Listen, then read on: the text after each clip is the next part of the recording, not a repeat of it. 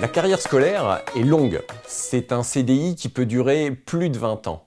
Le temps des devoirs, c'est donc un temps à aborder de la manière la plus positive possible. C'est aussi une bonne occasion de comprendre et de faire comprendre à l'enfant que l'erreur est formatrice si elle n'est pas considérée comme une faute. Le premier mode d'accompagnement, c'est un mode un petit peu en conduite accompagnée, où l'adulte qui va aider l'enfant à réaliser ses devoirs va être à côté de l'enfant en permanence.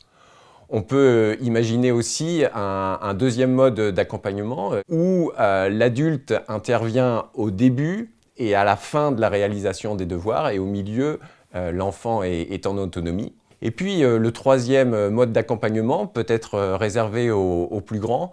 C'est peut-être un mode en contrat de confiance où l'adulte intervient ponctuellement, peut-être à la demande de l'adolescent, pour définir un petit peu les tâches à réaliser sur la semaine ou préparer une échéance importante. La métacognition, c'est avoir une activité mentale sur ses propres processus d'apprentissage. Ça peut paraître un peu compliqué, mais finalement, c'est juste prendre le temps de réfléchir sur la manière dont on apprend. Et c'est un petit peu comme descendre du vélo pour se regarder pédaler. Pour favoriser cette métacognition, il y a deux pistes intéressantes. Tout d'abord, observer son enfant et pouvoir le questionner sur les stratégies qu'il utilise ou les méthodes qu'il utilise. Et ce questionnement, ça va plutôt être des questions en comment plutôt que des questions en pourquoi. Comment peux-tu identifier le mot important de cette consigne? Comment peux-tu vérifier que ce mot est bien orthographié? Et ça lui permettra par exemple de comprendre si au niveau de la mémorisation, c'est un enfant qui est plutôt dans une mémorisation auditive, kinesthésique ou visuelle.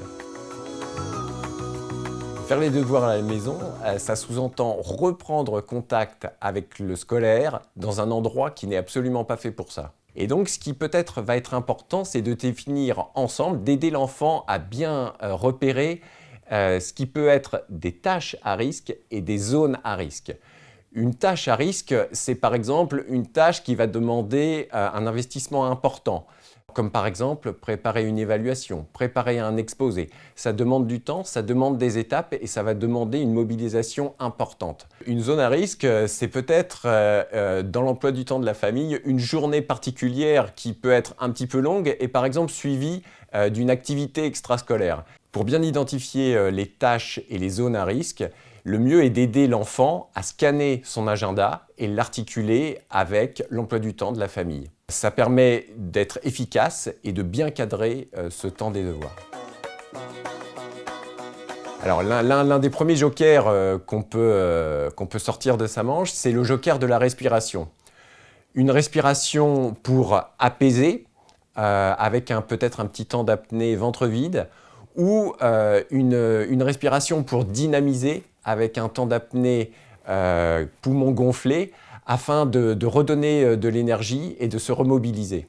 Un autre joker, l'inversion des rôles. Vous devenez l'élève et c'est votre enfant qui devient le professeur ou l'enseignant. Et vous allez donc lui demander d'inventer un QCM ou d'inventer un vrai-faux, ou d'inventer une question difficile qui pourrait être demandée par l'enseignant le lendemain. Lorsque l'affectif perturbe le temps des devoirs, un troisième joker intéressant est de pouvoir passer le relais à un autre adulte ou à quelqu'un de l'entourage. Cela permet de dédramatiser, mais c'est aussi une source de richesse pour apprendre autrement.